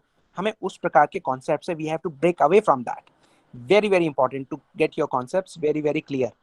और शिव जी क्या करते हैं? शिव जी हमेशा वो तो पार्वती जी को कहते ही हैं, श्री राम राम रमेति रामे रामे मनोरमे सहस्र नाम तुल्यम राम नाम वरानने। वो ये कहते हैं राम नाम से कितनों का बेड़ा पार कर दिया है। राम नाम लेके तो शिव जी जो काशी की हमने अभी बात की थी कि काशी में मरने वाले के भी जीवन को सफल कर देते हैं, है ना। तो राम नाम की महिमा इतनी है कि वो राम नाम जप कर भगवान का नाम जपने की जो महिमा है, हम ये भी समझे कि ये कोई कलयुग में हम रोज सुनते हैं भगवान का नाम जपना चाहिए, आप महामंत्र का जाप कीजिए, हरि नाम कीजिए, लेकिन ये हर युग में रहा है। ध्रुव जी ने देखिए, प्रहलाद जी ने देखिए, अच्छा चले ये तो भगवान के भक्त थे क्योंकि इन पे नारद जी की कृपा हुई थी। अजामिल पे उसने तो भगवान का नाम डायरेक्ट नहीं लिया था, इनडायरेक्ट लिया था, फिर भी इतना लाभ हो गया। गजेंद्र जिन्होंने इस जन्म में तो लिया ही नहीं, पिछले जन्म में लिया, तो पिछले जन्म में भी जो लिया था उसका भी उनको देखिए कितना लाभ हुआ कि वही एक नाम था जो इस जीवन के जगत के सारे जो रिश्ते समाप्त हो गए, सब लोग उनको छोड़कर चले गए, तो एक भगवान का नाम ही था जो उनको छोड़कर नहीं गया, जो वापस उनके पास आया। तो देखिए आज की इस कथा की जो सीख है, हम जो आपको बताना चाह रहे हैं, भगवान की कृपा आप तक पहुंचाना चाह रहे हैं, वो ये समझिए कि आज की क्लास से हमें ये सीखना है कि हमें अपने संशय का निवारण जल्दी से जल्दी करना है, संशय को हटा देना है और जिज्ञासा को जन्म देना है। सती जी का संशय हटाया शिव जी ने। देखिए रामायण में कई जगह हमें संशय देखने को मिलते हैं। सती जी को संशय आया, शिव जी ने हटाया। सुग्रीव जी को संशय आया, हनुमान जी ने रक्षा की उनकी। गरुड़ जी को संशय आया, काकभूषणी जी ने उनको भगवान की कथा सुनाकर उनका संशय दूर किया। तो हमारा जो संशय है, हमारी उसको संशय को हटाना है, जिज्ञासा को रखना है और जिज्ञासा लेके हमें अपने गुरु वर्ग, गुरु परंपरा के पास जाना है ना। तो ये जो पूरी की पूरी रामचरितमानस है, इसमें देखिए 4 संवाद हुए। एक दीदी का कोई म्यूट ऑन हो गया है, अनम्यूट हो गया जी, थैंक यू। देखिए ये पूरी की पूरी, जैसे हमने कहा कि भगवान की कथा जो है वो 4 जगह कही गई है, 4 संवाद हम उसको समझ सकते हैं। काक भुसंडी जी ने सुनाई गरुड़ को, शिव जी ने सुनाई पार्वती जी को, याज्ञवल्क्य मुनि जी ने सुनाई भारद्वाज मुनि को, और तुलसी जी ने सुनाई सब संतों को, है ना। तो ये जो 4 संवाद है, इसे हम समझे इस सरोवर के जो मानस है, श्री रामचरितमानस, ये जो सरोवर है, इसके ये 4 घाट हैं। हम चारों घाटों में से किसी भी घाट पर बैठकर इस अमृत का पान कर सकते हैं। इसकी जो 7 कांड बताए गए हैं, ये इस घाट की 7 सीढ़ियां हैं। सीता राम जी का जो यश है वो अमृत के समान इस सरोवर का जल है। जो सुंदर सुंदर चौपाई लिखी गई हैं तुलसीदास जी के द्वारा, वो इस सरोवर के कमल के फूल हैं। अर्थ, कर्म, काम, मोक्ष, ज्ञान, विज्ञान, ये जो है ये काव्य के 9 रस, जप, तप, योग, वैराग्य के प्रसंग, ये सब जो है ये जलचर जीव हैं, है ना। साधु संतों का जो गान है वो जल पक्षियों के समान है। संतों की जो सभा है वो सरोवर के चारों ओर फैले हुए आम के फलदार वृक्ष हैं। आप लोगों की जो श्रद्धा है वो वसंत ऋतु के समान है। भक्ति का निरूपण, क्षमा, दया, दम, ये ऐसा है जैसे सरोवर के चारों ओर लताओं के मंडप हों, है ना। जो मन का निग्रह है हमारा, वो निग्रह और नियम इसके लगे हुए फूल हैं। जो श्री हरि के चरणों का प्रेम है वो ज्ञान रूपी फल का रस है। जो मानस जी के प्रसंग हैं वो तोते, कोयल, मोर आदि पक्षी हैं। जो संतों की सभा है वो अयोध्या जी हैं, जहाँ पे आप सत्संग करते हैं, समझिए वहीं पर अयोध्या जी हैं। और इस सरोवर का ये जल जो है ये बड़ा अनोखा है, जो देखने से ही, सुनने से ही इतना हमें लाभ देता है, इतने गुण देता है और मन के मैल को दूर कर देता है ना। तो हमें इसी प्रकार से जीवन में आने वाली बाधाओं से विचलित ना होते हुए भगवान के नाम में ध्यान लगाना है। देखिए समाज तो आपका विरोध करेगा, और आप सब लोग जो हैं बहुत आप लोगों का साधुवाद है। हमारे लिए यहाँ पे बैठ कर कहना कितना आसान है, क्योंकि हमें एक फेवरेबल कंडीशंस मिली हुई हैं, भक्ति के अनुरूप हमारे पास हालात हैं, इसलिए हम आसानी से कह देते हैं। लेकिन अगर देखा जाए तो पूरे ग्रुप के असली नायक और नायिका, हीरो और हीरोइन आप लोग हो, क्योंकि आप लोग विपरीत परिस्थिति में भक्ति कर रहे हो, और भगवान को विपरीत परिस्थिति में भक्ति की जो की जाती है वो बहुत बहुत बहुत प्रिय होती है। ब्रह्मा जी ने तो कहा ही है ना, तत्ते अनुकंपासु समीक्षमाणो। हम सब ये सारी चीजें डिस्कस करते हैं, लेकिन आज आप स्वयं को इस बात की शाबाशी दीजिए कि आप लोग देखिए इस यात्रा पे चलते चलते कहाँ आ गए हैं। हम ऐसा हमारी अपने गुरु वर्ग के चरणों में प्रार्थना है कि आपका जो संशय है वो अब तक कम से कम जिज्ञासा में परिवर्तित हो गया हो, है ना। जो बाधाएं आएंगी उसको सब गुरु वर्ग दूर करेंगे। हमने कहा था वैष्णव नाम यथा शंभु, शिव जी, भगवान शिव जी और पार्वती जी स्वयं दूर करेंगे। आप जो नवरात्रे करते हैं कीजिए अगर आपको करने हैं, लेकिन ये समझ लीजिए कि अगर आपको पार्वती जी को, माता रानी को सही में प्रसन्न करना है तो भगवान की भक्ति कीजिए। वो अपनी भक्ति से भी ज्यादा प्रिय उनको भगवान की भक्ति है। अगर ऐसा नहीं होता, देखिए कुछ समय पहले हमने काशी विश्वनाथ की बात की थी, तो वो एग्जाम्पल हमें हमेशा याद रखना चाहिए। जब तुलसीदास जी की रामचरितमानस प्रचलित होने लगी और जन जन पे राम नाम का प्रचार होने लगा, तो जो काशी विश्वनाथ के जो पंडित थे उनको इस बात से ईर्ष्या हुई। उन्होंने जाके राजा के कान भरे और उनको ये कहा कि ये ऑथराइज्ड स्क्रिप्चर है ही नहीं, बोनाफाइड ही नहीं है, इसको नहीं पढ़ने देना चाहिए। तो जो राजा थे वो ही had the soft corner for Tulsidas ji. तो उन्होंने कहा कि इसका निर्णय कैसे किया जाए। तो उसका निर्णय जो है स्वयं काशी विश्वनाथ में भगवान शिव शंकर जी ने किया। उस मंदिर में उस रोज सब जो वेद पुराण थे वो सब वहां रखे गए, और जो रामचरितमानस था उसको सबसे नीचे रखा गया, क्योंकि वहां के पंडों का ये आर्ग्यूमेंट था कि ये तो सबसे नीचे का ग्रंथ है, इसको प्रचलित नहीं होना चाहिए। और वहां पे काशी विश्वनाथ के कवाड़ जो है वो बंद कर दिए जाते हैं। जब सुबह सुबह मंगल काल में वहां पे लोग आते हैं उठकर ब्रह्म मुहूर्त में, तो देखते हैं मंदिर के अंदर से इतना दिव्य प्रकाश निकल रहा है, ऐसा लग रहा है कि किवाड़ तोड़ देगा वो प्रकाश बाहर निकल के आएगा। जब वो किवाड़ खोलते हैं तो वहां पे वो सब ग्रंथ, सब वेद जो रामचरितमानस जी के ऊपर रखे गए थे वो सब के सब अब नीचे हैं, पूरी तरतीब में लगाए हुए हैं। सबसे ऊपर रामचरितमानस की पोथी रखी हुई है, और उसके बाद ऊपर भगवान शिव शंकर ने अपने हस्ताक्षर कर दिए हैं, उस पे लिखा है सत्यम शिवम सुंदरम। तो देखिए आप सब लोग जो नवरात्रे करते हैं, माता रानी के जो भक्त हैं उनको प्रसन्न करना चाहते हैं, प्रसन्नता की विधि आज माता रानी ने, भगवान शिव शंकर ने हम सब पे कृपा करके अपनी हमें अपना शरणागत किया, हमें वो विधि बताई। आप सब लोग भी भाग्यशाली बनिए, उस विधि का पालन कीजिए। क्या कहें, हमारा कोई अधिकार नहीं है कहने का। हम तो केवल गुरु जी के चरणों में बैठकर एक प्रार्थना कर सकते हैं कि कोई सेवा मिले, किसी किस्म की कुछ भी सेवा मिले जिससे गुरु जी हमारे प्रसन्न हो सके। हमारी ऐसी आशा है कि आप सब लोग हमें आशीर्वाद देंगे जिससे गुरु जी हमें प्रसन्न हो, हमें अपना आशीर्वाद दे। जी हमारे पास कुछ कहने को नहीं, कहने का हमारा अधिकार भी नहीं, हमारी तो केवल एक चेष्टा है। अगर कोई हमसे कोई भूल हो गई हो उसके लिए हमें क्षमा प्रार्थी हैं। आप हमें कृपा करके क्षमा कर दीजिएगा हमारी कोई भी त्रुटि। आज हमारे साथ जुड़ने के लिए, अपना बहुमूल्य समय देने के लिए आपको बहुत बहुत धन्यवाद, क्योंकि आप नहीं होते तो हम गुरु जी की सेवा कैसे करते। हरे कृष्णा। हरे कृष्णा। हरे कृष्ण। हरे हरे कृष्णा में 10 हरे मिनट कृष्णा। होगा। हरे कृष्णा प्रभु जी। हरे कृष्णा। हरे कृष्णा। हरे कृष्णा प्रभु जी। 10 मिनट और आप लोग कथा सुन लो। जी सुनने को बाद हमारे तो गुरुदेव कुछ जो कह हैं, हाँ, हमारे गुरुदेव इस रामनवमी को बहुत ही आनंद और उत्साह के साथ बनाया करते थे। और रामचरितमानस तो गुरुदेव बोलते थे कि रामचरितमानस के अंदर सारे वो सिद्धांत है जो श्रीमद् भागवतम के सिद्धांत हैं। और जब ये रामचरितमानस प्रकाशित हुआ था तो जितने भी यमदूत है उन्होंने जाके यमराज जी को बोला कि ये कौन सा ग्रंथ प्रकाशित हो गया है, क्योंकि पूरे उत्तर भारत में क्या होने लगा, जब ये रामचरितमानस प्रकाशित हुआ था, माताएं गाते हुए बच्चों को उठा रही है तो रामचरितमानस की चौपाइयां गा रही हैं, रोटी बना रही है तो रामचरितमानस की चौपाइयां गा रही हैं। इतना प्रचलन में हुआ कि यमदूत जो है उन्होंने आके बोला कि अब सब लोग तो ये राम जी का नाम गाना शुरू कर दिया है, सारी माताएं बैठ जाती है सुबह शाम बैठ के रामचरितमानस की चौपाइयां गाती रहती है, और अब तो हमारे यहाँ पे पूरे ताले लग गए हैं, कोई आता ही नहीं है। तो यमराज जी ने यमदूतों को बोला, अच्छा ये कारण है कि तुम रोज खाली हाथ आते हो, चलो राम जी के पास चलते हैं। राम जी के पास गए और राम जी को बोला कि आपके एक भक्त है तुलसीदास जी, उन्होंने तो हमारी दुकान ही बंद कर दी है कि रामचरितमानस जब से आई है तब से क्या हो रहा है कि कोई नरक में आने को तैयार ही नहीं है। तो बोले कुछ नहीं होता, थोड़ा समय इंतजार करो, 4G 5G आएगा तो सब रामचरितमानस बंद हो जाएगी, मोबाइल चालू हो जाएंगे उसके बाद फिर सब लोग भूल जाएंगे। खैर राम जी ने बोला था कुछ समय की बात है, कुछ समय के बाद वापस वही कलयुग अपना तांडव नृत्य करेगा। तो ये रामचरितमानस इतना प्रचलन हुआ कि पूरे उत्तर भारत में, बिहार में, यूपी में, MP तक में, इस सारी जगहों पे इस चौपाइयों को लोग गाया करते थे। और कितने जो हमारे पूर्वज हैं उनको तो ये पूरी कंठस्थ थी, जैसे आज बच्चों को हमारे समय में हनुमान चालीसा याद होती थी, तो कितनों को पूरी पूरी रामचरितमानस याद होती थी। गुरुदेव को तो 5 साल की उम्र में ही पूरा रामचरितमानस याद था। तो भगवान श्री राम का आने का मुख्य कारण क्या है?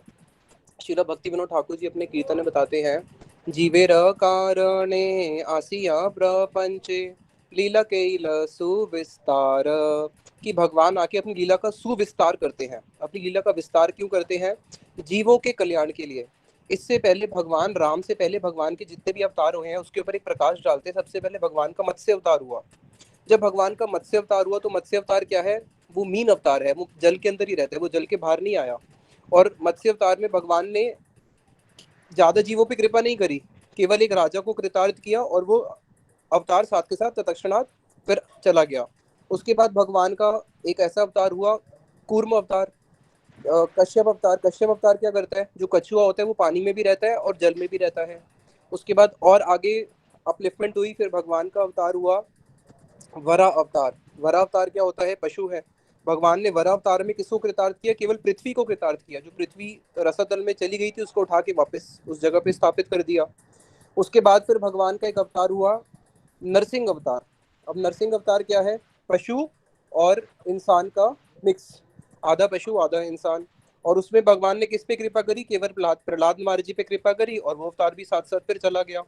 उसके बाद भगवान ने प्रहलाद महाराज जी पे कृपा करी, नरसिंह अवतार हुआ। उसके बाद भगवान का कौन सा अवतार होता है? फिर भगवान का होता है पूर्ण मनुष्य। लेकिन पूर्ण मनुष्य में भी कौन सा? वामन अवतार। अब वामन अवतार में भगवान ने केवल बलि महाराज जी पे कृपा करी और साथ साथ फिर चले गए। परशुराम रूप में भी आए तो सृष्टि में जितने भी ये क्षत्रिय थे उनका संहार किया और चले गए। तो राम जी के अवतार से पहले भगवान के जितने भी अवतार हुए अगर आप देखोगे वो एक पर्टिकुलर किसी एक भक्त पे कृपा करी और चले गए। ऐसा नहीं हुआ कि उन्होंने सब भक्तों पे कृपा करी हो या अपनी लीला का विस्तार करा हो, ऐसा भी नहीं हुआ। नरसिंह भगवान की लीला केवल एक संध्या की लीला है, एक संध्या में लीला हुई जयराम जी की। जो वामन भगवान की लीला है वो भी केवल एक दिन की ही लीला थी। बाकी भी जो अन्य अवतार थे उनकी भी एक आध दिन की ही लीला हुई, एक आध भक्त पे कृपा करी और चले गए। लेकिन अपनी लीला का विस्तार करना यानी कि लीला को पूरा विस्तृत रूप से करना तो वो राम जी ने ही किया है। राम जी से पहले के जितने भी अवतार है उन सब की जो कथाएं हैं वो आपको एक आध स्कंद में मिल जाएगी, मतलब एक चैप्टर में पूरी कथा खत्म हो जाती है। लेकिन राम जी की कितनी बड़ी बड़ी लीलाएं हैं, पूरा रामायण है, कितनी ही प्रकार की रामायण है। तो राम जी का इस जगत में आने का मूल कारण क्या है? भगवान का इस जगत में आने का मूल कारण है अपनी लीला का विस्तार करना, कि जब मेरी लीलाओं को भक्त लोग सुनेंगे, क्योंकि और उन लीलाओं को सुन के जब उनके हृदय के अंदर क्रंदन करेंगे, क्योंकि राम जी की लीला कैसी है, करुणामय लीला है। कोई भी बैठ के अगर व्यक्ति रामायण देखता है तो उसकी आंखों से आंसू निकलते ही हैं कि हाय, राम जी ने क्या किया, वन में जा रहे हैं, इतने बड़े राजा के पुत्र होके, सीता जी का भी विवाह हुआ, और जो कि राजा की पुत्री है, वन में कैसे कैसे रह रहे हैं, और कैसे दशरथ महाराज जी ने हा राम बोल के अपने प्राणों को त्याग दिया। पूरी की पूरी वीरमयी लीलाएं हैं। और उसको सुन के जब भक्त लोग क्रंदन करेंगे, उसके प्रभाव से क्या होगा, हमारे हृदय में जो भोग की वासनाएं हैं, जो भोग के बड़े बड़े पहाड़ हैं, जैसे ही ये हृदय को ये स्पर्श करती है, भगवान की जो ये सुंदर सुंदर लीलाएं जैसी हमारे हृदय को स्पर्श करती है और जीव का क्रंदन होता है, तो उसके हृदय में एक वीर्य की अग्नि जलती है।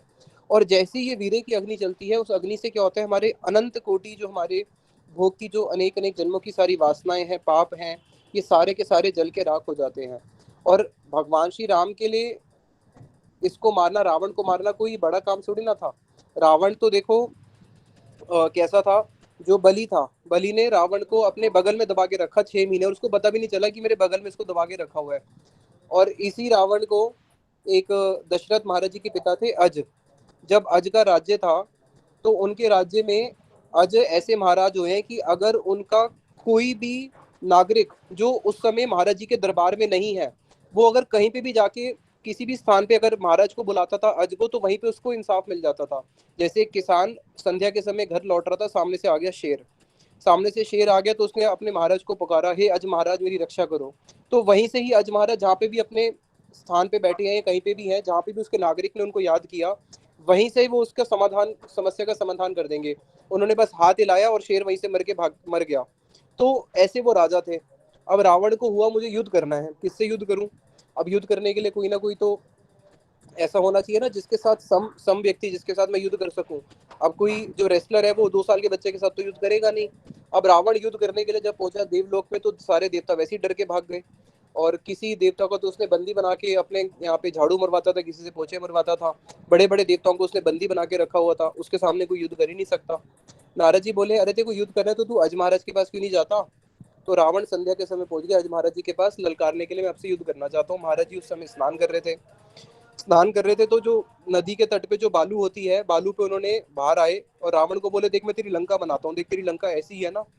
एक क्षण में उन्होंने उसके पूरा लंका का नक्शा बना दिया बालू पे, और जब पूरा नक्शा बना दिया तो हाथ फेर दिया, जो पूरा नक्शा बनाया उसका एक हिस्सा उन्होंने हाथ से बालू से मिटा दिया, जैसे हम ड्राइंग करके मिटा देते हैं।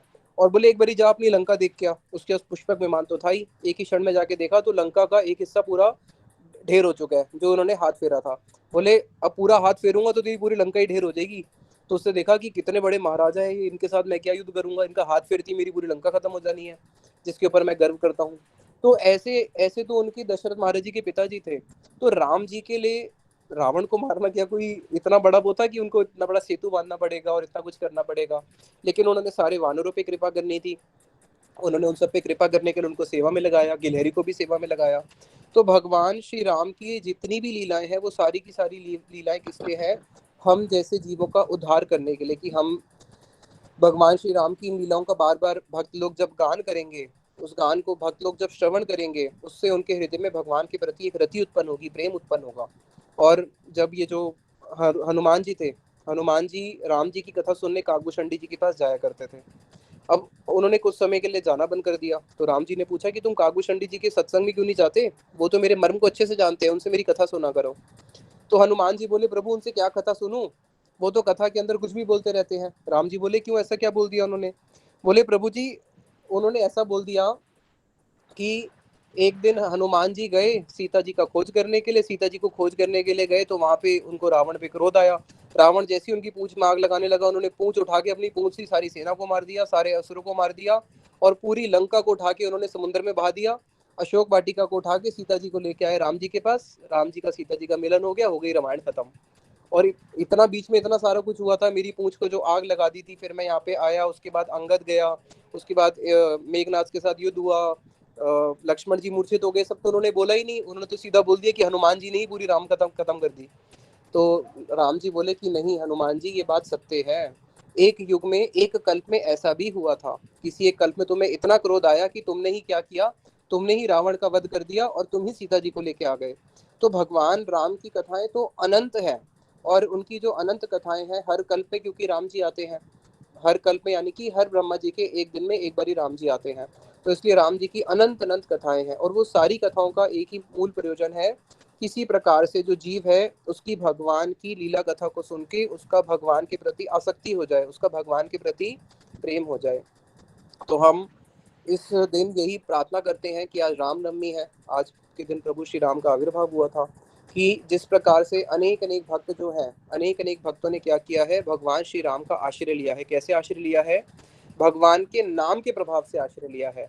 इसलिए जब तुलसीदास जी रामचरितमानस लिख रहे हैं, आप स्टार्टिंग में देखना, उन्होंने राम जी को प्रणाम ही नहीं किया। स्टार्टिंग में सारा का सारा प्रणाम वो भगवान राम के नाम को कर रहे हैं, कह रहे हैं। फिर नाम और नामी तो अभिन्न है। फिर आगे तुलसीदास जी बोलते हैं कि नाम और नामी अभिन्न होने पर भी, दोनों अभिन्न होने पर भी क्या है कि नामी के पीछे नाम चलता है, यानी कि प्रभु श्री राम का जो नाम है उसके पीछे पीछे ही नाम ही चलते हैं। प्रीति परस्पर प्रभु अनुगामी, कि प्रभु को अपने नाम से इतनी प्रीति है कि वो अपने नाम के पीछे पीछे ही अनुगमन करते हैं। इसलिए जब एक बारी हनुमान जी से उन्होंने प्रश्न पूछा था राम जी ने कि हनुमान जी ये बताओ, इस जगत में सर्वोपरि सर्वश्रेष्ठ वस्तु क्या है? तो हनुमान जी बोले, प्रभु आप इस दास की परीक्षा ले रहे हो क्या? आप ही तो हो, त्रिलोकीनाथ हो आप, और आप ही जगत की सृष्टि करता, संहार करता हो, आपसे बढ़कर और कौन हो सकता है? आप ही परम तत्व हो, आप ही परमेश्वर हो। तो राम जी बोले कि नहीं नहीं हनुमान जी, एक क्षण के लिए भूल जाओ कि हम तुम्हारे प्रभु, तुम हमारे स्वामी। अब तुम ठीक ठीक उत्तर दो कि सबसे इस जगत में सर्वोपरि वस्तु क्या है? तो हनुमान जी बोले, प्रभु इस दास का कोई अपमान ना हो जाए। अब आपके प्रश्न का उत्तर ये दास ऐसे देगा, अगर आपकी ही आज्ञा हो तो ये दास आपसे प्रश्न पूछेगा, क्योंकि बिना आपकी आज्ञा के प्रश्न भी नहीं पूछ सकते। तो राम जी बोले कि ठीक है, प्रश्न पूछो। तो हनुमान जी बोले, प्रभु जो भी मैं आपसे प्रश्न पूछूंगा ना, इस प्रश्न के अंदर आपके प्रश्न का उत्तर है। तो प्रश्न क्या है? तो हनुमान जी प्रश्न पूछते, प्रभु एक बात बताओ, आपने तो आदेश दे दिया कि जाओ और सीता जी को खोज के लाओ। अब सीता जी को खोज के लाए तो लाए कहाँ से इतनी बड़ी पृथ्वी में? और उसके बाद जब पता भी चल गया कि सीता जी लंका में है, अब आपने आदेश दे दिया कि जाओ जी लंका पार करके जाओ। अब जब मैं लंका के वहां पे पहुंचा, वहां इतने बड़े बड़े असुर, अब आपने तो आदेश दे दिया, आप तो बैठे यहाँ पे, अब वहां पे उन असुरों के बीच में मेरी रक्षा किसने करी? आपने या आपके नाम ने? उसके बाद वहां पे जब मेरी पूंछ को आग लगा दी गई, तो प्रभु वहां पे रक्षा किसने करी? आपने मेरी रक्षा करी या आपके नाम ने मेरी रक्षा करी? उसके बाद प्रभु जब मैं, लक्ष्मण जी मूर्छित हो गए और मैं जा रहा था, रास्ते में इतने बड़े बड़े असुर काल नेमी आदि मिले, तो वहां पे मेरी किसने रक्षा करी? आपने करी या आपके नाम ने करी? और मैं इतने बड़े पर्वत को जब उठा के लेके आया, तो वहां पे मेरी किसने रक्षा करी? आपने करी या आपके नाम ने करी? प्रभु आपके नाम ने करी। प्रभु आप तो बैठ के केवल आदेश दे देते हो, लेकिन मेरे साथ रहता कौन है? आपका नाम ही हमेशा मेरे साथ रहता है। तो आप ही खुद विचार करो, आप बड़े या आपका नाम बड़ा? तो यहाँ पे भक्त और भगवान दोनों ने इस चीज को स्थापित कर दिया कि प्रभु से बड़ा प्रभु का नाम। इसलिए बताया कि हनुमान जी ने राम जी को अपने हृदय में बांध लिया। कैसे बांध लिया? क्योंकि उनको नाम से इतनी प्रीति थी, उनको भगवान राम नाम से इतनी प्रीति थी कि उन्होंने क्या किया, भगवान के नाम को जप करते करते क्या किया कि भगवान को ही अपने वश में कर लिया। और यही भगवान के नाम की महिमा है कलयुग में, कि जो भी व्यक्ति भगवान का नाम करता है तो नाम के प्रभाव से क्या होता है, वो उसके वश में हो जाते हैं। तो तुलसीदास जी भी चकित हो गए कि ऐसा क्या हो गया, दुनिया चले ना श्री राम के बिना, राम जी चले ना हनुमान के बिना। कि हनुमान जी ने ऐसे किया क्या है कि वो उनके वश में हो गए? तो देखा कि हनुमान जी क्या करते हैं, दिन रात भगवान का नाम जप करते रहते हैं, दिन रात राम नाम लेते रहते हैं। राम रमेति रमेति रमे रमे मनोरमे सहस्र नाम विस्तुल्यम राम नाम वरा नयने। तो इसलिए हम लोग भी अगर वास्तविक में चाहते हैं रामनवमी बनाना, तो आज के दिन हम लोग, जो लोग 16 माला नहीं करते, एटलीस्ट 16 माला तक आए।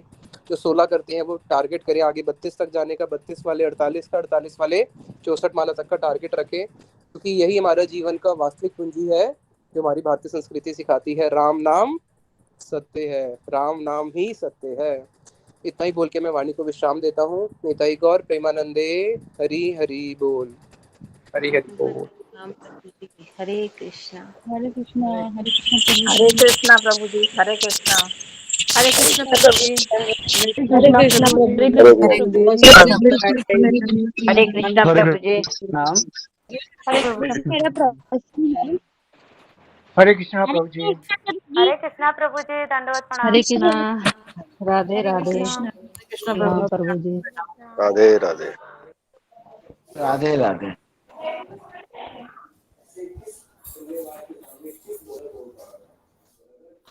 हरे कृष्णा प्रभु जी, मेरा प्रश्न है।